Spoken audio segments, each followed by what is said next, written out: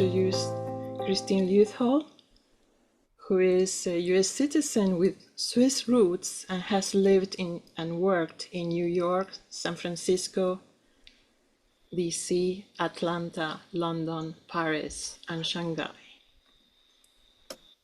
In the 1980s, Christine created and produced brand-aligned social impact initiatives as the public relations director of Ralph Lauren Corporation. Her father was a designer and an avid amateur photographer. He gave Christine her first camera when she was about 9. Christine, I have to tell you, my father gave me a camera when I was 9 as well. That fed her love for visual storytelling. Before moving to LA, she did some acting, which gave her a taste of filmmaking.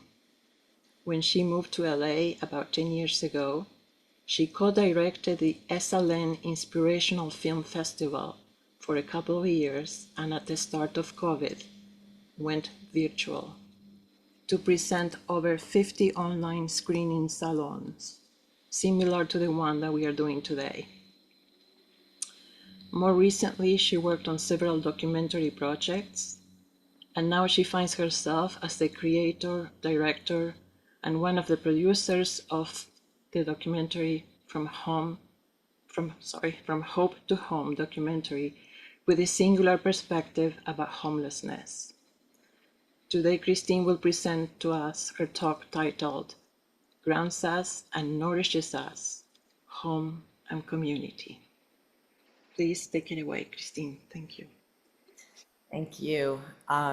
But actually, I'm not doing a presentation. I'm going to give a little context, speak a little bit, and then I want to hear from you all because this is a time when we are focused on home and community, and however we define it. So anyway, so thank you everyone for being here. I really, it's an honor to be here, and it's an honor to share a behind the scenes look at From Hope to Home. I'm the director and one of the producers, and as I said, there are people on here, including Todd and Amy. I would say my angel executive producer and his second half, well, not really, she's her own full half, but who is also behind the scenes. I don't know how she's going to get credited, but she's key. But anyway, so glad to have guests here, and so glad to be here at Mastery Circle. You all have heard me over the past 2.5 years. I think I've presented here twice, so I get to show you a little bit about what we're working on. But first, so the film itself is exploring the housing crisis, but I wanted to look at it instead of through stigma and shame and hopelessness.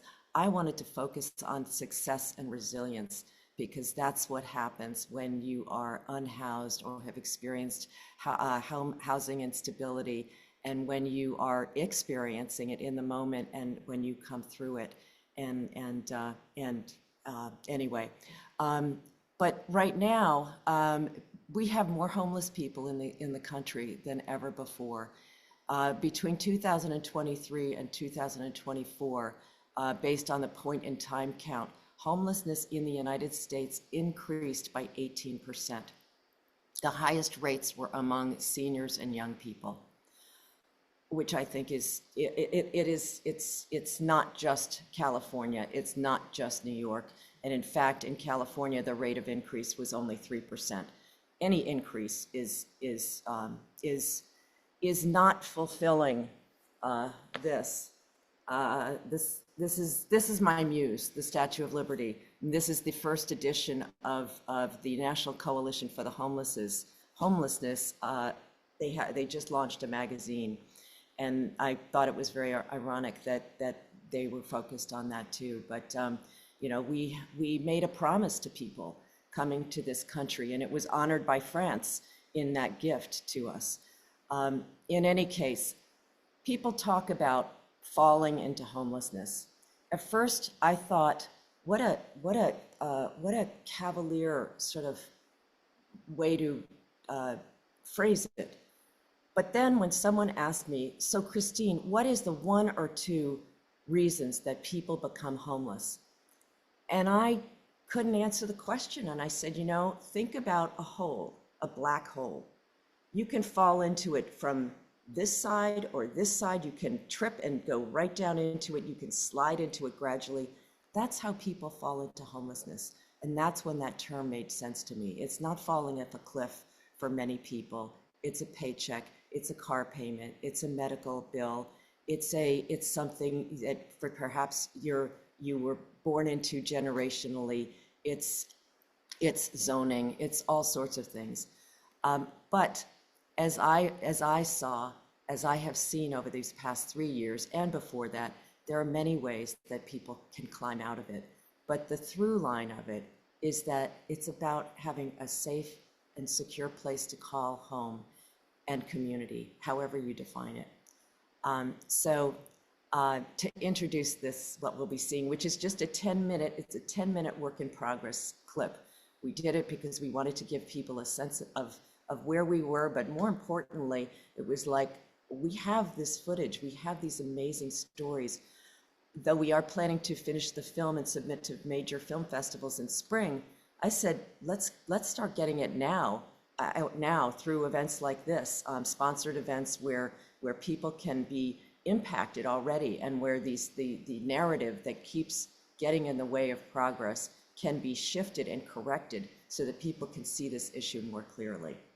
So anyway, so we're gonna watch a 10-minute clip. Know that it's not in final form because it's not color corrected. There's some score to it, so we're gonna watch that, and then afterwards we'll be having a conversation. So Tim, if you could do that, if you could. Alrighty, I'll get it going here. Home is so many more things other than just my house, just a place with a roof on it. My children are home for me. Growing up, I remember we would just laugh and tell stories around the kitchen table. It's kind of where we reconnected every day. Getting that first apartment on my own with my 3 children, there was so many emotions. I mean, I think it was relief, and it felt like a fresh start and a new opportunity to make a new life and a different life and a stable life. Good morning. Being home is home. It's where my peace is. Having a home is everything. When I was going through a divorce and a transition, I found myself being unhoused. At the very beginning, I found someone who was renting a room, but I had 3 kids and me in 1 bedroom. I had, I think, like a double bed, and then I had a little foam on the floor. So 2 kids on the floor, 1 kid on the bed with me, and we would all rotate. It just felt great to have a place. For 40 years, I lived that life. Homeless, living in a van with no windshield, no doors. I'm a veteran. I came out of New York, Harlem, went to the military. Came out confused, afraid, ashamed to say what I was going through. And I found drugs. I bounced around motels, really, in Orange County. I ended up living with my mom again. So she took me in I was, 47 years old. If it wasn't for my family, and if it wasn't for Elise, I'd probably either be in a jail today or dead. That's how bad of a drunk I was. Give me a kiss. You nervous? Say hi, I'm little man. Say, mommy rescued me from our abuser. This man saved my life because I knew if I didn't leave, one of us was going to die. So we stayed in this car, and when we lost our car, we stayed together. I was in jail over and over and over again. And when I was being sentenced to 25 years to life, I asked for help. I got an opportunity to go to the ODR program. Instead of being sentenced to 25 years, I was offered 6 months residential, 6 months outpatient. and it changed my life. My brother brought me to the VA, and so I came to a place called Directions, and I tested clean for the whole 9 months that I was there. John, my brother, put me on a plane to go up to Sacramento, California, where I met my brother Stan at the other end, and that started my my journey into my last rehabilitation center, which was the Salvation Army in Sacramento, California. Boy, when I got into the Salvation Army, it was like a whole new world. During my addiction, I wasn't faithful to anything except the bottle, and so I leaned into my Catholic faith, just started praying, and I just knew everything was going to be okay. Moving into my apartment was the second chance, because I could have left Directions and went back to the streets. When I first saw the place, I was like, oh my God. And I'm like, is this mine? You know, and you guys said yes, and I felt welcome home. I really did.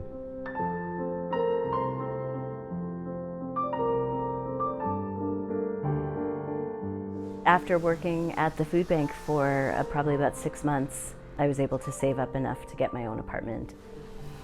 The divorce had wreaked havoc on my credit, and I wouldn't have qualified for the apartment. My boss at the time, my predecessor at the food bank, signed on as a guarantor. I don't know what I would have done because I didn't have family members that either were willing or had the kind of credit that would have enabled them to be guarantors for me. I think so much in my life I've had to rely on the kindness of other people. Every single person here had a part in my life and helping me grow into the woman that I wanted to be and that I'm learning to be today. This is Miss Lorette. She's the alpha of the whole program. Gina was my counselor, and Miss Liz was my therapist. And wow, if the walls could talk, man. On October the 16th of 2022, we moved into this place. I promised him, I said, the rest of your life, you will be spoiled rotten. You won't want for nothing, you don't need for nothing, you're gonna be well taken care of. Who is this good girl right here, huh? It takes a lot of effort to get yourself out of a situation like I was in. It took me spending my time and effort every single day calling and researching and finding out how, when, and where I can get help.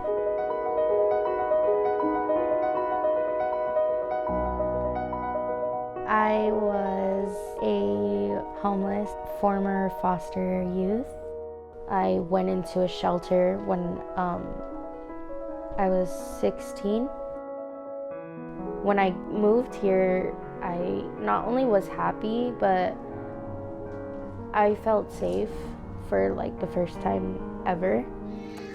I wasn't happy when I was homeless, and I'm so happy now. Now that I'm a mom, I couldn't picture putting my kid through that. I wanted to give every kid that was just like me hope, but I also have so much love to give that it needed to go somewhere, and what better place to go than to be a foster mom. When we got Amaya, I immediately fell in love. These kids need love and hope and reassurance that even though your life starts out kind of bad, it'll end good. So when I was younger, my family was homeless and we lived in motels for a few years. There was a lot of love in our family, which was good, and my mom was very nurturing, so I think that really helped. But it's very scary because you don't know, one, are you ever going to get into like a permanent place where you live? There was a lot of worry that we needed to hide where we were because we were afraid that we might get taken away from my mom. So I was in the Girl Scouts. I joined the Girl Scouts. They put up, a flyer at school, and I joined the Girl Scouts. When I'd filled out the application, I had put the address of the motel because I didn't have any other address. Like, oh no, now she's going to know that I live in a motel. So is she going to tell on us? Is this going to affect the way she's going to treat me or whatever? So it's like, that's kind of what it's like. Homelessness is caused by a variety of different things. It's caused by poverty. It's caused by income inequality, the housing affordability crisis. It's also caused by the failure of a lot of systems. Foster care is an example, issues within our educational system, issues within our criminal justice system. This is what democracy looks like. Show me what democracy looks like.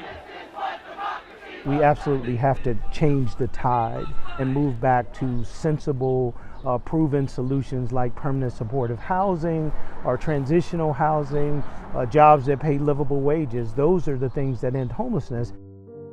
Most people in a housing first permanent supportive housing model will be able to retain their housing with the proper supports in place. And that's housing first, really. Not just putting someone into a home, but putting them into a home and then following them in and providing all of the services that are necessary, including community.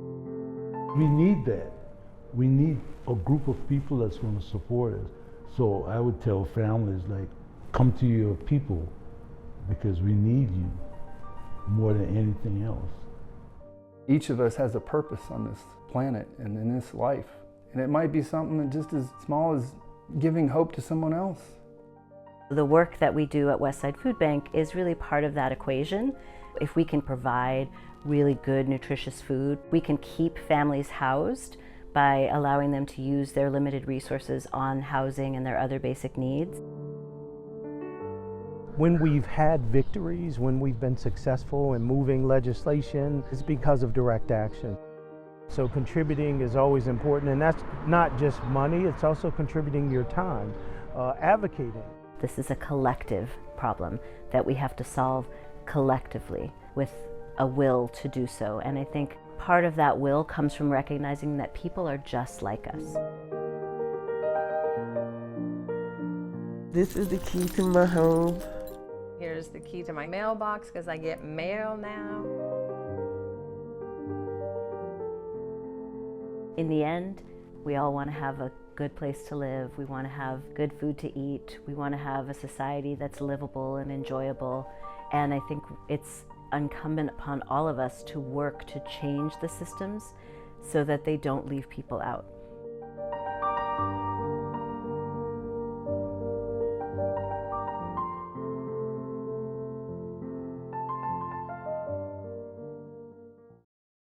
So this is 10 minutes. The film will be a feature-length film, so 90 minutes, hopefully a little under, if we can do that.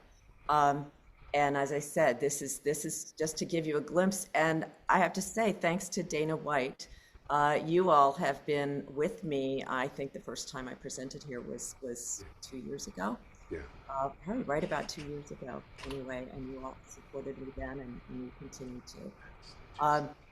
At any rate, so I wanted to just quickly acknowledge the people who are here who have been involved in this journey, which is pretty much all my guests, I'm sure. I've been on this journey in some way. So if you could just, do your hand like this or something, just so that we can see who you are. And thank you. Anyway, I'm so grateful to this. Thankfully, I have this is my first time directing a film, but we have a very small but incredibly mighty talented team behind me. In any case, so these to me are superheroes. Everybody except one person, Fred Ali from Covenant House, he's the head of Covenant House, California. Every person that we saw has lived experience of being housing unstable and or unhoused themselves. They, like the superheroes we know and love, they also have tended to keep their identities under wraps. But they do it for a different reason. It's not out of modesty. However, for this film, they dared to share their stories with us. And the title of our impact campaign, which is basically starting now, I mean, even before the film comes out, is Dare to Share, because they dared to share their stories, because they want people to know that being housing and housing unstable is just a chapter. It's not an identity. And there's so much hope and more that can come from it. And by changing the narrative around this issue and around the housing crisis, which is escalating, then change will be easier. You know, the public perception will not be getting in the way of making it even harder to make progress. This is 10 minutes of what will be a longer film, and one of the purposes is to show the range of people that experience homelessness and housing instability. And Genevieve, would love for you to say a few words. I was going to ask you anyway, but I think it's a perfect. Sure, and that's perfect timing because I was actually going to raise my hand as well. So yeah, thank you for sharing your story. That's beautiful, and I think that that's part of the Dare to Share campaign. And as someone who experienced housing instability and homelessness, also not because of any kind of substance problem, but because of, honestly, in my case, I think there was some generational poverty. It's not in the clip that you saw, but I also experienced homelessness and actually being evicted from an apartment when I was a child. So with my mom, I grew up in a, low income single mother household in the Bronx in New York City. And, she did her best, but even though she had a full-time job, she didn't have help. And at one point we actually lost our housing. So it's quite a thing to come home, from the third grade and see your sofa and all your belongings on the sidewalk. Um, and, we recovered from that. So it was really surprising for me to find myself in a similar position when I was going through a divorce and a transition, and I had three young children and I wasn't getting any help. Um, and it's really scary. And I think, it's also disheartening to feel like, oh, I worked so hard to overcome this generational poverty, and here I am anyway. But again, through, the kindness of others and nonprofit organizations that were there to help, I was able to get back on my feet and find stability. And I never doubted that I would. It's just really challenging when you're in those moments. And, I often say now, as the CEO of the food bank, I remember also receiving food assistance and how just how helpful that was, because when you're in a position where you're worried about where are my children going to live, how am I going to feed them, the relief of knowing that there's that at least those very basic needs are going to be taken care of gives you the brain space to handle all the rest of the challenges, to figure out the job situation, to figure out the transportation, like whatever it is you have to figure out. You can't do that if you don't have stable housing and enough food for yourself and your children. Um, and it was also very heartening for me to see someone from New Directions, which is one of Westside Food Bank's member agencies. We serve over 60 agencies, and New Directions is one of them, along with many other homeless service agencies, as well as grocery programs that just help people because that extra $300 or $400 a month they save means they can pay the rent. So, the housing crisis is multifaceted and it's connected to many other issues. So, it's connected with food assistance and the need for food. It's connected with, medical issues. So many people become unhoused because they have excessive medical bills or a medical crisis. I remember one woman at our West Side Coalition Celebrating Success breakfast talking about becoming unhoused. She had like a PhD, and because both her son and her husband got a really rare disease, and there was very little help for them, and they didn't have, eventually insurance wasn't covering their extensive needs for 24-hour care. And it was, a genetic disease that both her husband and her child had. And, this was like a PhD woman who had worked in science who was living on the street in her car. So homelessness happens for so many different reasons. I think the way that you described it, Christine, about, falling into a hole because of something happening, that's very common. And it's really frightening to hear that, our young people and our elders are losing housing because of the lack of affordable housing. And it's, the cost of living is so expensive. And I think, we also serve an agency called Safe Place for Youth, which is one of many agencies that serves transitional age youth. And it's a lot of kids that are coming out of foster care. It's kids who are, who are LGBTQ and who are not accepted by their families, or, for whatever reason, people coming out of abuse. And it's a real crisis because, I mean, even my kids who are now young adults, with some help and support from me, are challenged to afford rent. Like, as they say, the rent is too damn high.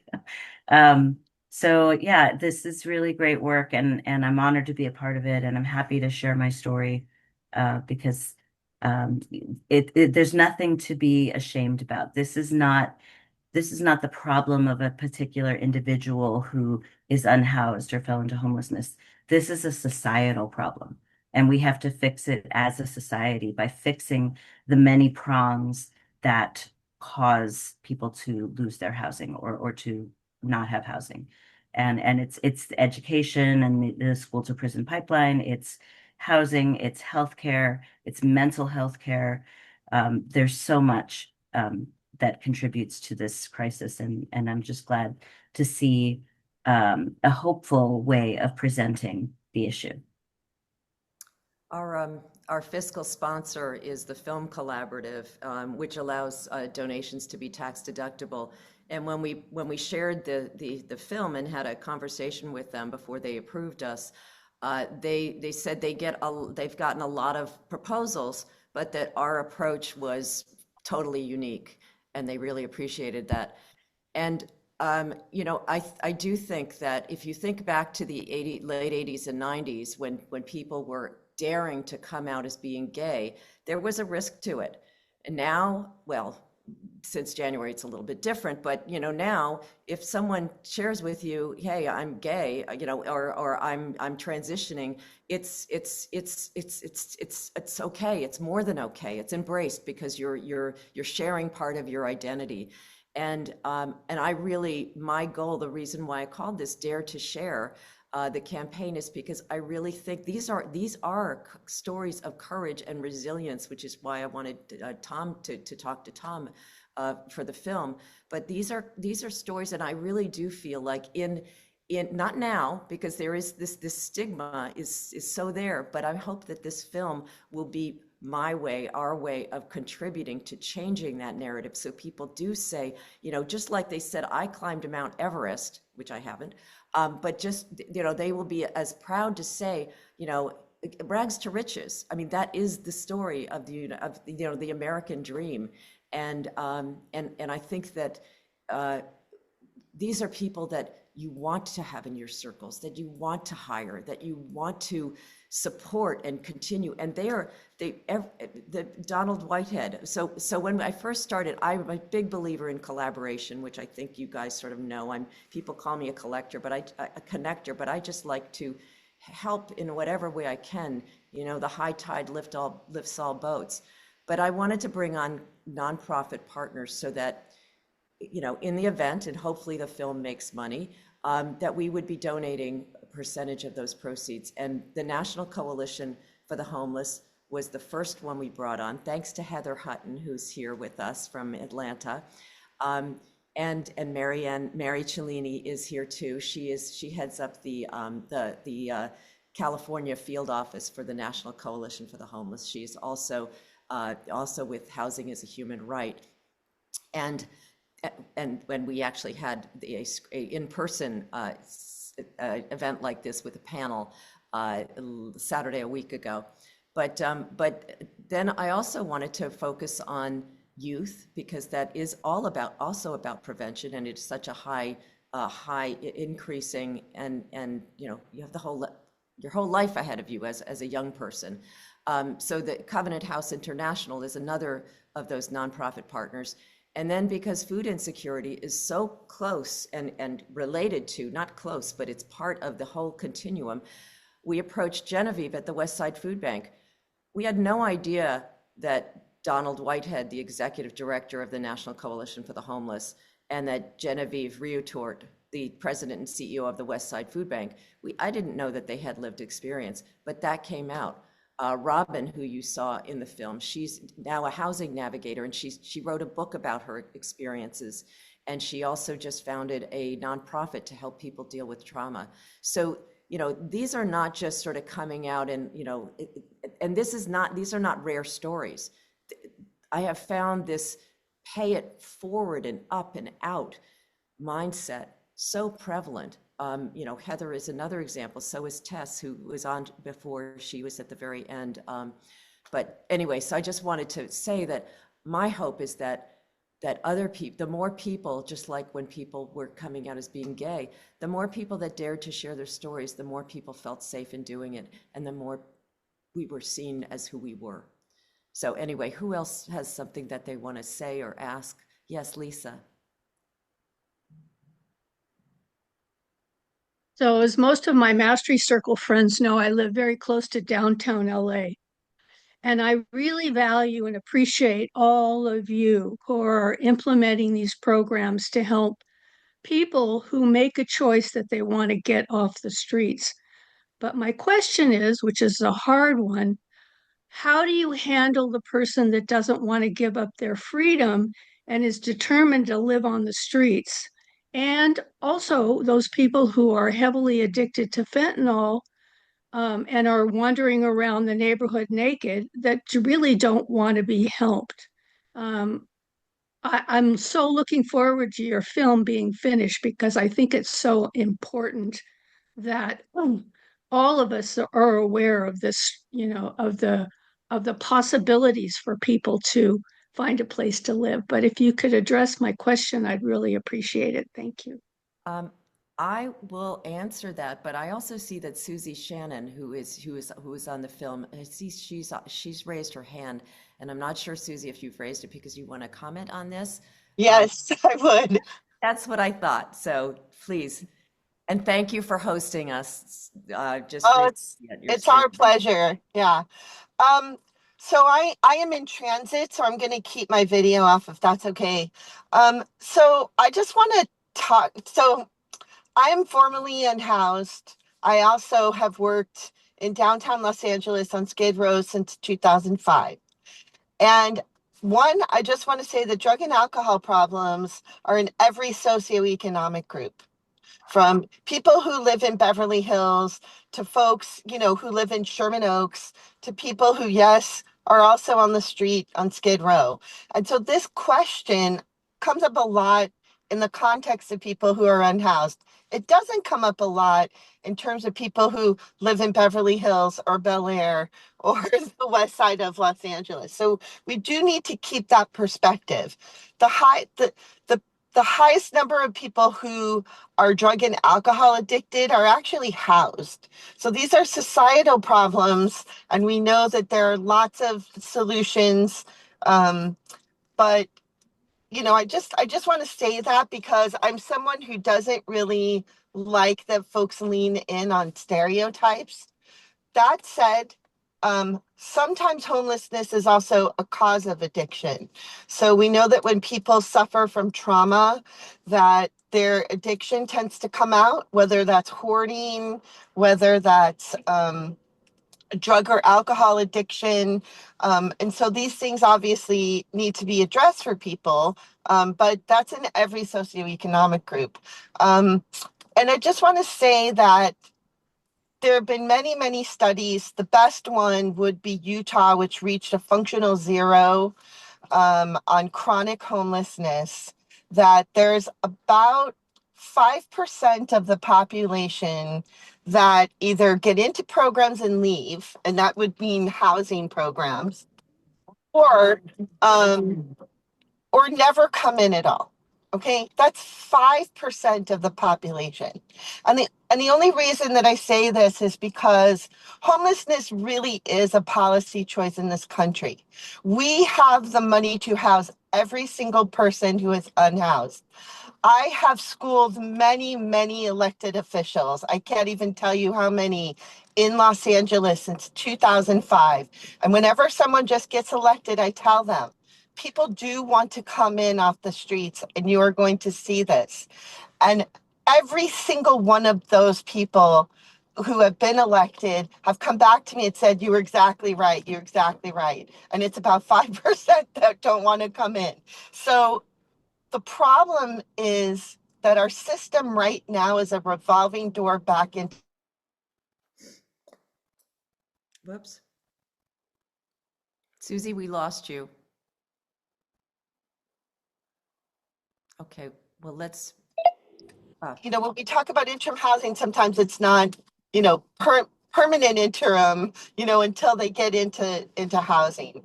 So it's not that people don't want to come in. It's that people don't want to be part of programs that are almost prosecutorial, right? That where they're treated as the other, where they're treated as second-class citizens. So it's really, we have to look at the system itself, and we have to look at whether or not the system is serving people as opposed to serving the nonprofit. So that would be my statement to answer that. Thank you, Susie. We also, you saw when Robin was pointing at all the frames and talking about the people that helped her community. I can't remember if it's in here, but she was sentenced to 25 years to life as her most recent jail sentence, several years ago. Instead, when she found out that she had PTSD, she said, "What can I do?" So she was able to do a diversion program at the Alcoholism Center for Women in downtown LA. It's literally when we filmed her there, and we also filmed the head of it. And they get people that come in, like Robin. She was brought in handcuffs. But they get people who are addicted to substances, including fentanyl, and the approach that they have is it's part residential, and then you can evolve to coming in from daily or whatever. But these are people that they can leave, and they might leave the first time, they might leave the second time. And she said, it's much more of a challenge, but they are, Robin is not their only success story. They have someone who Robin, anyway, I just wanted to add that, and Sean, who also is, you saw him at the end in the white, in the blue sweatshirt. He also talks about how, we don't see the addiction that's behind the closed doors. And that's about privacy. That's about when we have a safe and secure place to be. We're able to be fully who we are. We're able to connect. We're as Diana said earlier, coming home. We're able to come home and find that light and uncover that light. And sometimes sometimes there are things that are there that stay hidden and that aren't able to be out in the open and maybe get healed, and sometimes sometimes there aren't. Anyway, Mary Grace and Sam. Well, you have 3 minutes left. Thank you, Patricia. Yes, just briefly. I've been volunteering at the North Valley Caring Services, which works with the homeless and low-income families.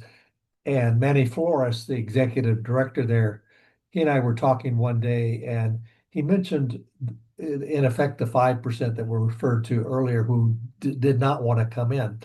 And he told me that there's several groups of guys, they live in a park, they're happy living in a park because they don't want to go into housing and lose their friendship, and they don't want to give up their drugs.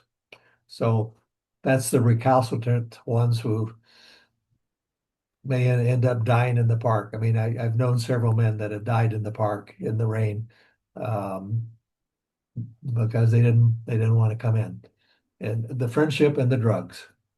Well, and this barrier, housing shouldn't be a a life sentence, and it also should not be the prerequisite to get housing. So these housing first is about getting people housing ready and giving them the housing and the support so that they can stay there. These programs that say you have to be clean in order to go in, that's a big hurdle. And that's going to deter people like that from entering. If they can go to a place where they can be helped to heal, which is what Alcoholism Center for Women are about, and many other organizations, it makes it more, the bridge is, the runway is more accessible. Ruth, and I know we're just about out of time. Thank you so much for the work that you're doing and everybody who's here supporting you. My question is, are there any models of success around the world, other countries that have dealt with this in a way that has been able to, not just government, but combination of government and personal and civic, where you see that you aspire to or that you could share with us? Susie, I'm not able to see who's on, who's not on if they're not live. Or Genevieve, I'm wondering if you have perspective on that. But there are countries, there are cultures that have a more inclusive approach. I would say in Scandinavia. I don't know specific examples, but I'm hoping that best practices are able. We identified some around the country, but I'm hoping that best practices come out of this, because this is a global issue, and Yeah. climate change is not helping. So would you, either of you want to chime in? Sure. So countries that have very strong housing programs, council housing, social housing, like in Vienna, have much lower percentages of their population that are unhoused. It's a commitment that has to come from government. I mean, it really does have to come from government. What we've done in the United States is to privatize this entire industry so that it's even to the point where, as you know, nonprofits can turn anyone away that they want to, whereas government doesn't. You can imagine if somebody goes to a government office for food stamps, the person that's helping them fill out the form doesn't get to deny them food stamps because they don't like them. But at a nonprofit, they actually have the right. They have a right to deny service even though they're taking government funding for this. But in countries where they have cradle to grave services, what we used to call welfare states, have much lower percentages. And it's, you can go to a lot of countries where you don't see homeless encampments at all. And it is a lot of the Scandinavian countries, it is a lot of the countries where they have a commitment to helping people, and not just with housing, but with a lot of things. Like if you're going to go to France, you are not going to see a lot of people who are unhoused. If you're going to go to Vienna, you're not going to see a lot of people who are unhoused. Now, I do want to say that there are corporate developers and corporate landlords who are trying to take the model that they've created here in the United States and transfer that over to European countries. And this is a housing model where, they just want to raise rents to whatever they can to get the highest profit, and have conservative governments come in that pull back on that kind of funding that's providing council housing and social housing.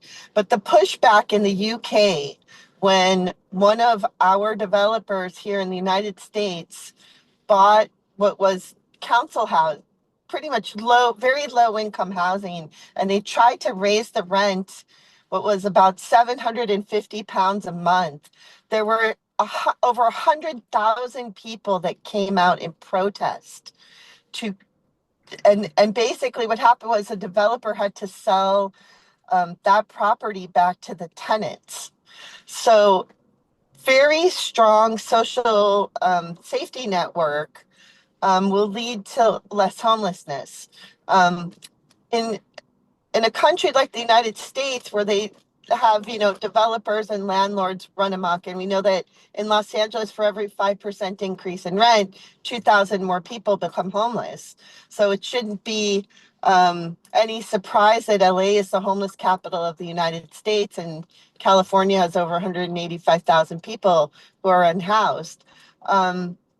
You can see that these are policy choices that are being made at the government level, where, if you don't have a really, really good job, you're going to be paying over 30% of your income in housing, and good luck. I have helped people who have made a lot of money and then they had no job and they fell into poverty so quickly, and it was so hard to get them to go for help, because for them, it was, they were ashamed to even go for help. And you have to explain to them, you put so much money, so much of, your money in taxes into this system, and you should feel comfortable, taking from it when you need it. But yeah, we Thank you. Thank you so basically, much. yeah, I both am both so sorry for culturally, yeah, both culturally and financially, this country has terrible priorities. Thank you so much, Susie, and Yeah, thank we you to need to wrap everybody up.